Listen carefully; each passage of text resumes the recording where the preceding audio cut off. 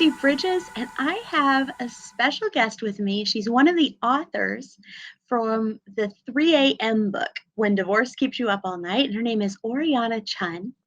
And Oriana, thank you so much for being here. Thank you for having me, Christy. Now, you are here because there is a light at the end of this divorce tunnel.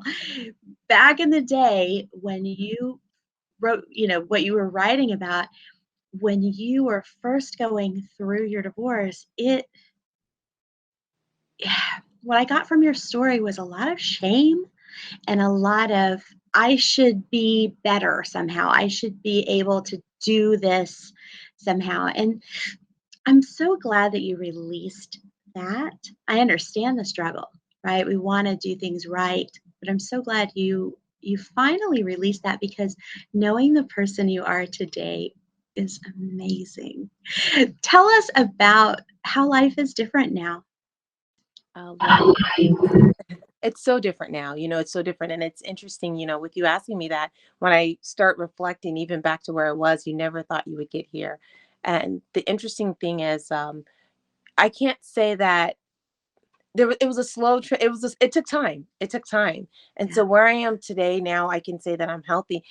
And it doesn't mean that everything is perfect, right? Because that's one thing I think sometimes we think it's going to, everything that's passed is done. I never have to deal with it again. There are still things that you navigate. Like, for instance, my situation involved children. So children are an important element.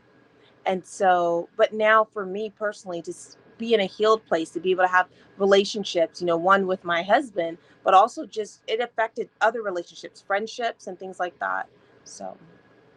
Now, you actually mentioned something super important. You had your children, um, and you had to, basically, you were, the person who did everything, right? You wake them up, you take them to school, you feed them, and then once in a while, dad shows up and they get to be, with dad for a brief time, and then they're back with you.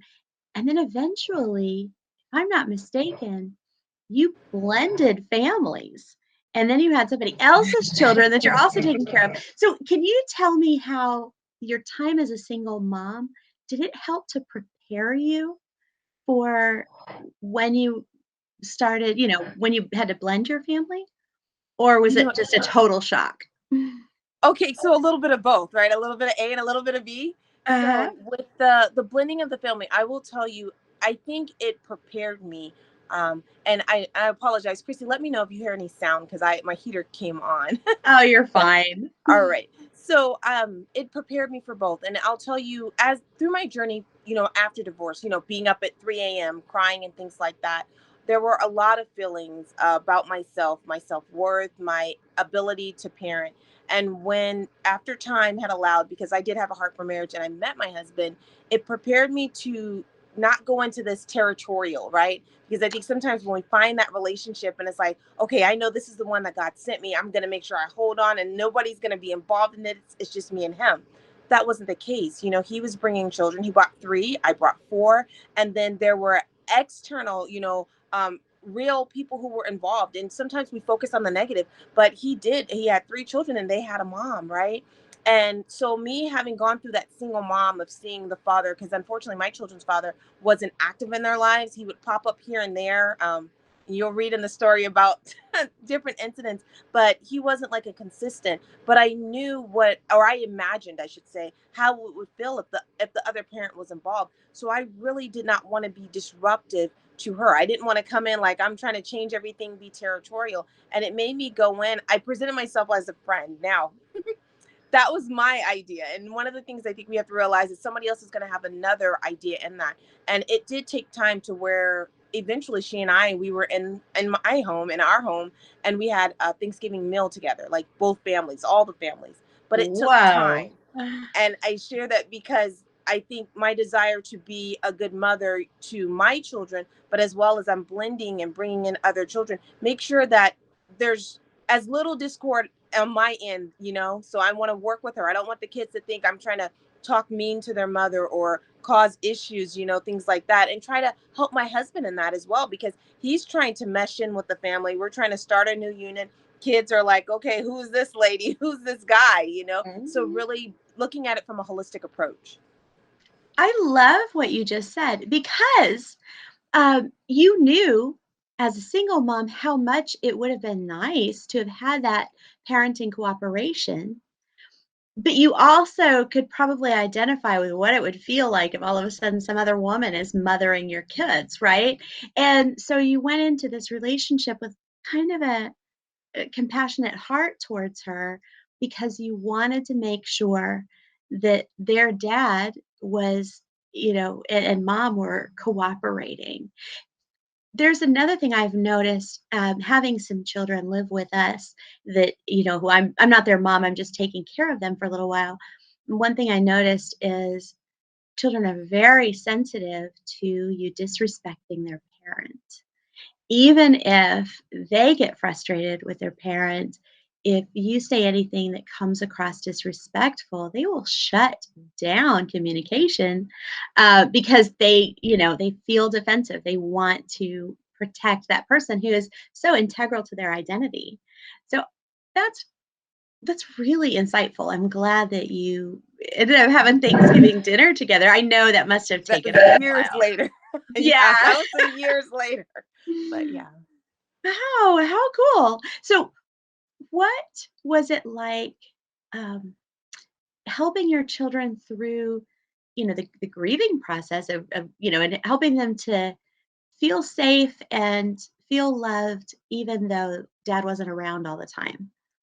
So, and I'll answer that kind of in part. So Yeah. when I was as a single mom, because the dad was not active, there was a lot. If I'm just being honest, I tried to do a lot of overcompensating. I thought that I got to give them this and do all of that, and it was a struggle because I was also in a place where I was not receiving any assistance. I didn't Mm, public assistance or even that's a whole nother story, because a lot of times you go through these things and there's resources that people need and they don't want to. Maybe it's pride, maybe it's their ideas or their views of it. So sometimes we don't even know the resources to pull from, or there's shame even in pulling from those.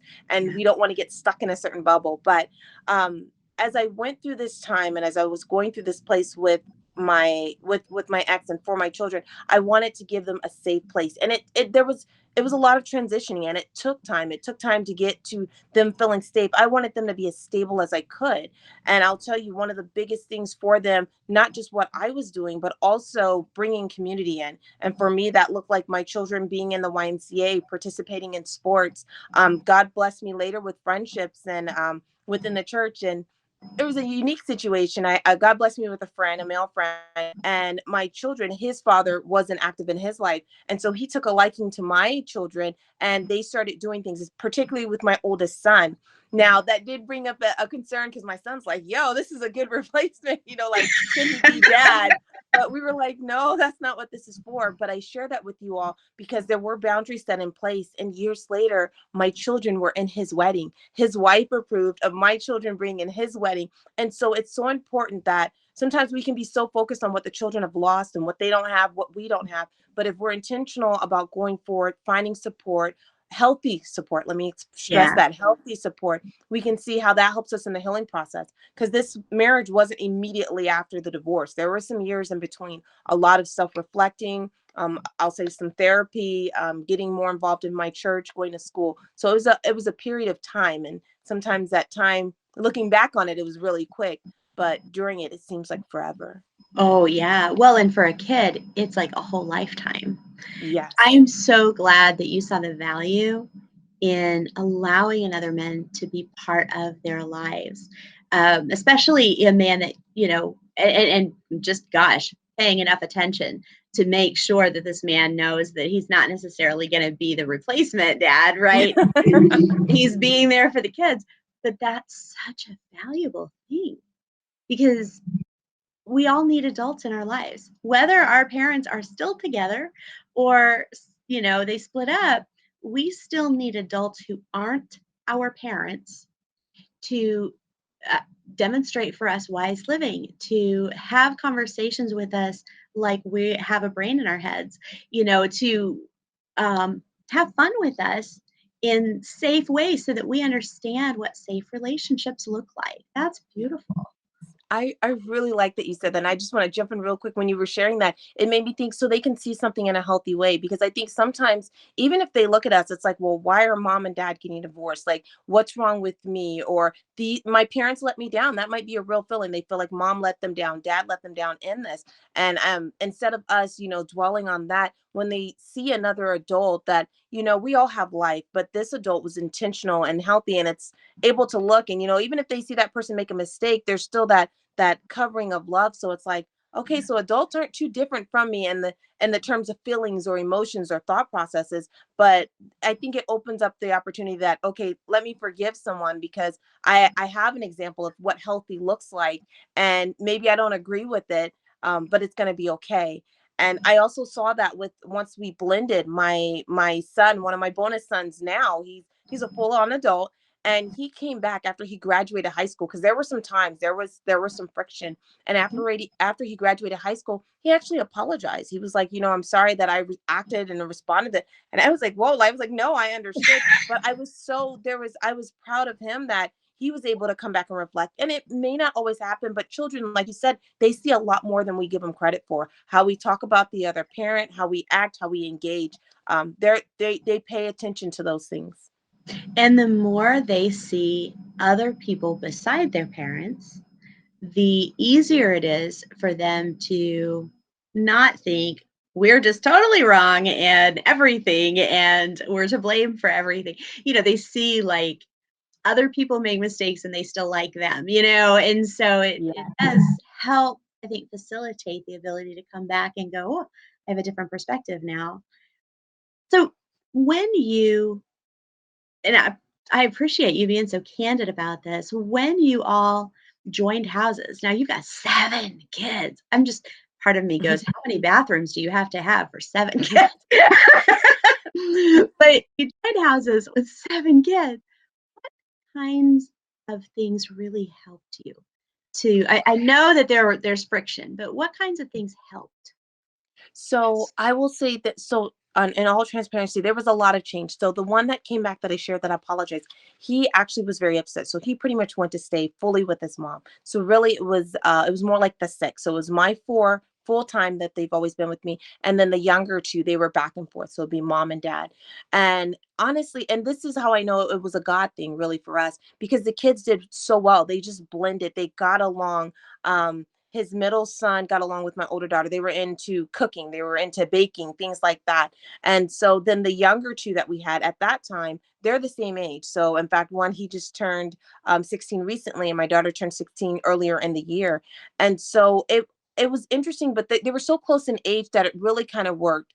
And I think maybe because the other two had a chance to go back and kind of have their own personal space. The four here, they had their personal space, so I think it allowed for that. But we did a lot of family activities. We did a lot of like short road trips, so anything within 2 hours. California is like 4 hours, so stuff like that. And I was very intentional about bringing us together. Church was a new thing for them. The again, the oldest one, it took some time, but the his younger two, they were active with us in our church events, our youth events, things like that. So it allowed a foundation. They saw my parents, so they're I guess bonus or step grandparents, however you would call it. Our families were very, very there was a lot of intentionality in it, intentional about building community. And I think too, from the backgrounds, my husband's background, it's a multi-ethnic or multicultural, but his background is Hawaiian, and then I have a lot of black folks from the South, and so a lot of the food brought a lot of fellowship together too. When his family came in from Hawaii during the wedding, and so it just really it set a foundation. And I think he and I were so intentional talking with the children, like, and it went even deeper than that. We asked them at one point, I was doing another interview, and I asked them, I said, what were your fears when we got together? So that opened up a whole new set of worry. And I will share this, one of the big things that all the children shared, their biggest thing was that they would have to go through this all again. Like they're getting along with the siblings. They're like, they got new friends now, like, am I going to lose this? Is this going to be okay? And so that was an eye opener for my husband and I. We were like, oh, wow, like y'all are thinking about that. And so, Mhm. yeah, just really if I can stress anything or encourage anything, that foundation, and we are responsible for that foundation. Just, it's going to take time. It might not all go up quickly, but set what's really important. Is it meal time, or is it family outings? Is it a movie night? Is it where you all watch movies in the home? Is it baking? Is it cooking? What is your thing that your family needs to solidify and become as one? That's beautiful. I love the intentionality there. And you said something that just kind of choked me up, that fear that they might go through it all over again. Because that's not just a fear the kids have. I've been married for the second time 25 years. And the other night, I had dreams all night that my husband was leaving because he had been a little aggravated at me because I rolled his car on Sunday. First accident I've had in 26 years. But it was his car, and so even when you're in your new life, everything is wonderful. There are still going to be some triggers, some uncertainties. And we have to just give that to God and say, you know what? We're gonna make it through this. And I talked to him about it, but I told him, "Gosh, I was having these dreams that you were leaving." He's like, "You're ridiculous, because 'cause we're totally making it." But I remember the first year we were together, anytime we disagreed, he's like, "Why don't you just leave?" And because he had that, same insecurity. So I think we all experience that. So I'll be praying for, everybody who's watching this as you heal. I'll just be praying that you find that security and you find that person, or, well, I guess just that new life, right? That's worth being secure about. Oriana, thank you for being with us. We will be back. God bless you. Thank you.